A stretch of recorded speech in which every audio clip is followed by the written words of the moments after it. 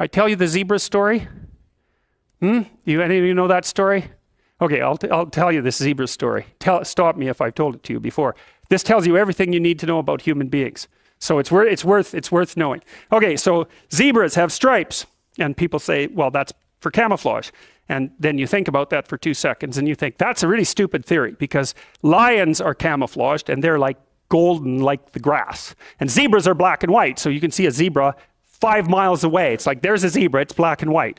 So the whole camouflage thing, that's just not working out so well as a hypothesis. Okay, so biologists go and they decide to take a look at some zebras.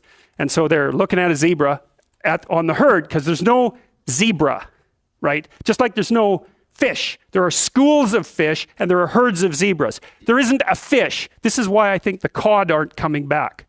There are no cod. There are massive 100-mile long schools of cod, 10 stories deep, 20 million years old. You wipe out the school, you don't just get to throw a cod in the water and say, well, off you go. It's like, well, where's my city? It's like launching you in the middle of a field. It's like, well, go out there and reproduce. It's like, no, that's not going to happen, So without the school, there's no cod, and you can't just introduce a whole school of cod because you don't have a whole school of cod. So, maybe the cod are never coming back. And zebras are the same thing. There's not a zebra. There's zebras. And so you're looking at the zebras, trying to study a zebra, and you look at the zebra and you make some notes and you look up and you think, oh, Christ, which zebra was I looking at? And the answer to that is you don't know, because the camouflage is against the herd. And the black and white stripes. There's a variety of reasons for the stripes. The flies also seem not to like the stripes, but usually things evolve for multiple reasons. But anyways, it's very difficult to parse out a zebra against the herd. You look down, you look up, it's like, uh-oh, all those damn zebras look the same. Yes, the camouflage is effective, but it's against the herd. All right, so then you think, well, we better identify a zebra so we can see what he's up to. So then you take your Jeep and a can of red paint and a stick with a rag on the end of it, and you drive up to the zebras and you paint their haunch red a little bit, put a nice red dot on their haunch, or maybe clip their ear with a cattle clip. And then you stand back and you think, hey, I'm pretty smart, now I'm going to watch that zebra. So what do you think happens to the zebra? The lions kill it. Right. Because lions, they're smart, right? Hunting animals are smart.